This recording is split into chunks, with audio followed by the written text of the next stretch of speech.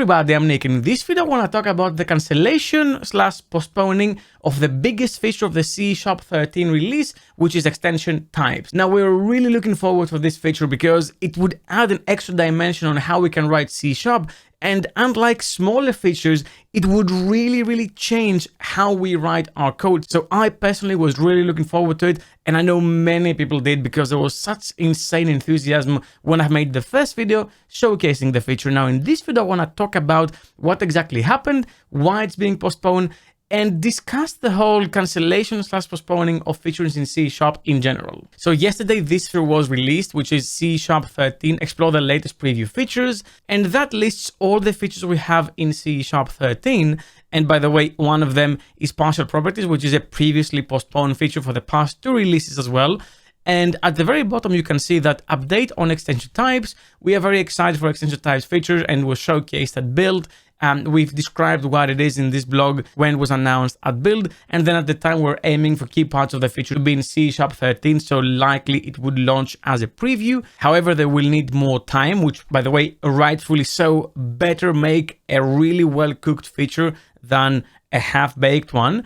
And look for extension types in early C# 13 .NET 9 previews. Now, even though that was released yesterday publicly, MVPs like me, Microsoft MVPs, received an email addressing the situation and saying that you can reach out to Mads and the team to find out what happened and why, which I think is amazing. Microsoft is very transparent, especially with MVPs, and I'd rather have a feature that is postponed or delayed to be better later than again launching it half-baked. However, that kind of causes an issue where you're talking about a feature, you're enthusiastic about a feature, but it might take a couple of years before it even makes it.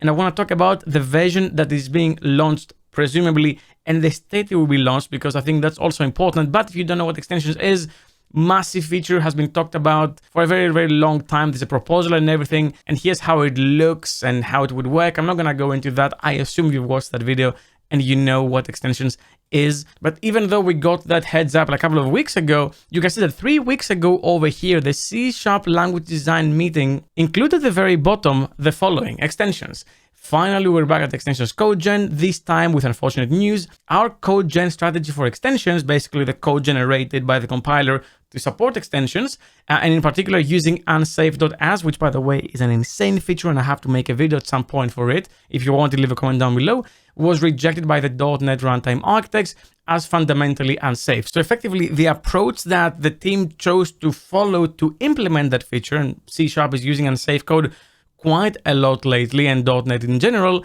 well, that is fundamentally unsafe, and there's some more explanation on why that's the case. But because it was detected so late, they can't really do much about it to bring it in .NET 9. Now, there's 2 main approaches the team can follow, but before I do that, I want to let you know that we just launched our massive summer sale on Dome Train. So until the 14th of July, you can use discount code SUMMER24 at checkout for 30% off any course, and that includes the brand new OpenTelemetry course in .NET that was just launched today.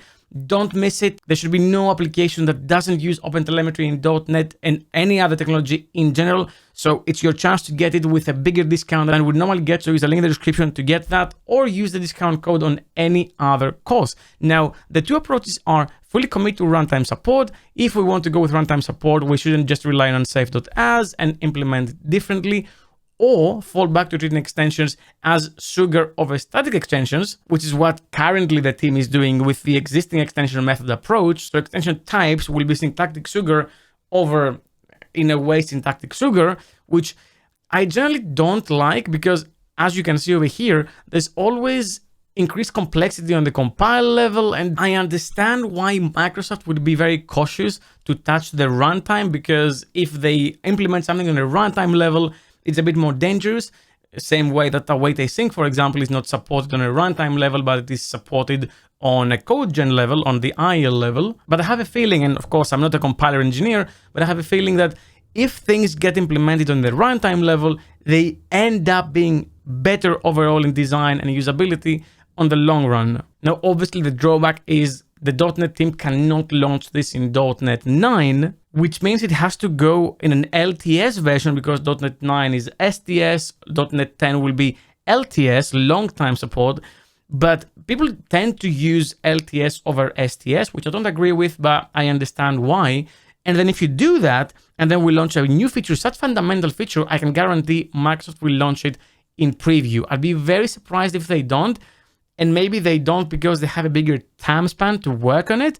But it's very likely it's going to get the same treatment that other features, like, for example, interceptors got. So interceptors are still a preview feature, but it's launched in an LTS. So the next LTS, presumably, it will be a fully enabled public feature, is C#4. So it takes 2 years from a feature being cooked in to potentially being usable for everyone. And not only that, but the feature has been publicly discussed for such a long time. So you have hype, feedback, cancellation, then release, but release on an LTS as a preview, which means a couple of years have to pass before it even makes it as a public feature, which is basically the Java situation. Java is doing things like that, and it's working for them, but you see features just stay in preview for a very, very long time, and you have to explicitly opt into them to use them. And of course, something in preview can break. Microsoft can just first remove it, so you just implemented something that doesn't exist anymore, so you're just screwed. I don't think it will ever happen with C#, but you never know. And also, it can break. And who wants to go back and change their existing code to implement the new approach that Microsoft chose? It's a very, very tricky situation. I do overall believe that Microsoft did the right thing. Don't get me wrong. Don't release a feature if you don't think it will be the best way it can be. And in fact, I've been critical of features like records in the past because I feel like records did launch in a half-assed state. There wasn't struct support. It was a bit of a weird design. And then those were added later, but then you're stuck with defaults. For example, a record by default is a class. You have to explicitly state that it is a struct. And also you have situations like init-only setters, which don't really make sense until 2 years later, you add the required keyword and then you have a complete feature. And I can go on. It's the same thing with primary constructors. You add them and you recommend them as a replacement for your usual constructors, but there's no read-only support. And you're going to add it in the future, but it's going to be a feature limited by what people have already coded into their systems. It's a very tricky situation. I don't really like it. I'd rather talk about features when I think they're going to be launched. The counter argument is it might be too late. So it is a very, very tricky situation. And what I want you to do is write down in the comments below what you think about the entire ordeal with extension types. What do you think about the C#13 release in general? Because it kind of looks empty-ish. It's mostly small features and the partial properties feature, which we've been waiting for like 3 years already. And also, I want to know what you think about canceled features or pushed features in general. Please leave a comment down below and do let me know. Well, that's all I had for you for this video. Thank you very much for watching, and as always, keep coding.